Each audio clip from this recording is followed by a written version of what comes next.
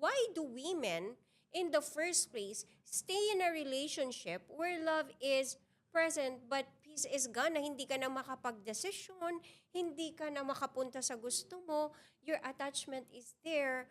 Now, you have to cage. Alam mo rin na, hindi naman feeling weak yung mga women or kababahian na stays in that kind of love. They are just confused with love, with endurance. Alam mo, sa culturally kasi, sinasabi ng magulang natin o yung ating mga kapitbahay na kung mahal mo talaga, mag-endure ka. Anong Tagalog ng endurance? Magdusa? Ay, wag kayong magdusa for Magtiis. ano, yeah.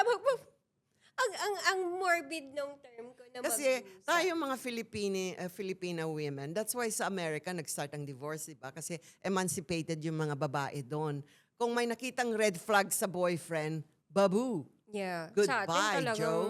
So, tayo kasi sa Pilipinas, culturally so tinuruan tayo na kung mahal mo, titiisin mo. So, it becomes na staying becomes the proof of love. You stay there. Hindi siya red flag sa atin. Tiisin mo yan.